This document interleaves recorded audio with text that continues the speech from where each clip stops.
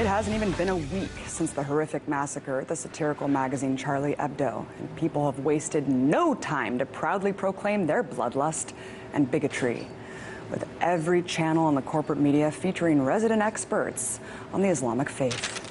You basically have zones where Sharia courts are set up, where Muslim density is very intense, where the police don't go in, and where it's basically a separate country almost, a country within a country. You know what it sounds like to me, Steve? It sounds like a caliphate within a particular country. And in Britain, it's not just no-go zones. There are actual cities like Birmingham that are totally Muslim, where non-Muslims just simply don't go in. Sharia courts have been allowed to be established. Prayer rugs in just about every hotel. Is this a major mistake made by France, Europe in general? Are we making that mistake in the United States, not insisting on assimilation? 16% of French citizens support ISIS. Would you describe those who support ISIS as Islamic extremists? Do you support ISIS? I do hold Muslims responsible to this degree. I don't think that we can solve this problem, Don, until moderate Muslims really speak out, really say, this is not our religion, this is not something we can accept. See, that last point would be really convenient if only it were true. In reality, you'd be hard-pressed to find a single Muslim organization or community leader that hasn't vehemently condemned the attacks, including some right here on this show. But facts don't satisfy people like Rupert Murdoch,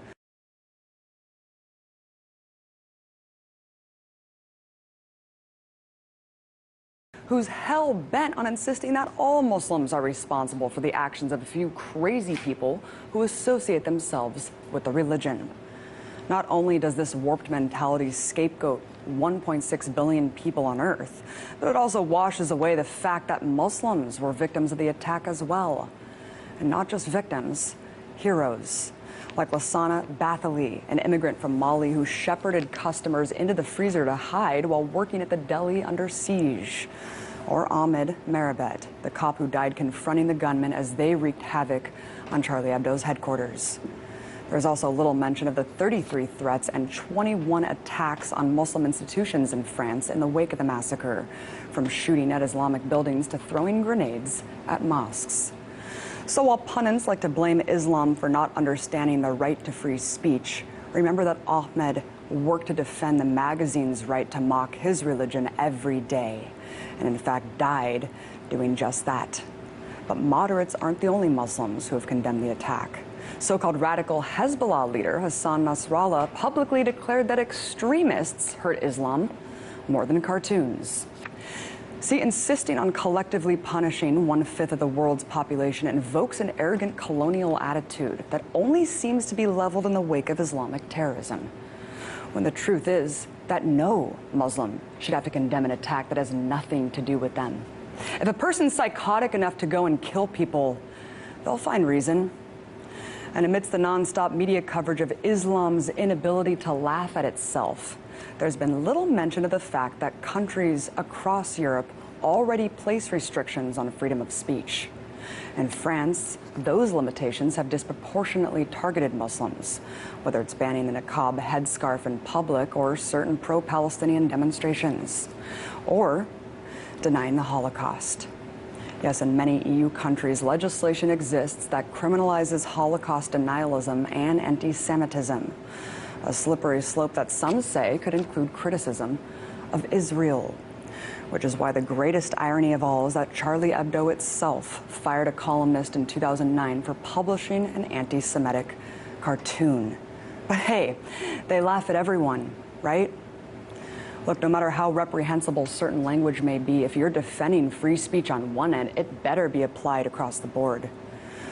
Of course, acknowledging this unequal reality doesn't serve the mighty clash of civilizations narrative that politicians and establishment media have been peddling since 9/11.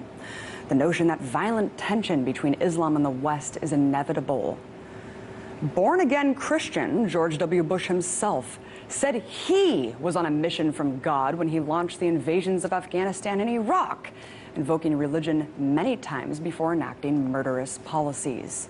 Not to mention Eric Prince, former Blackwater CEO of the mercenary force enlisted to carry out America's dirty work, who views himself as a Christian crusader tasked with eliminating Muslims from the earth.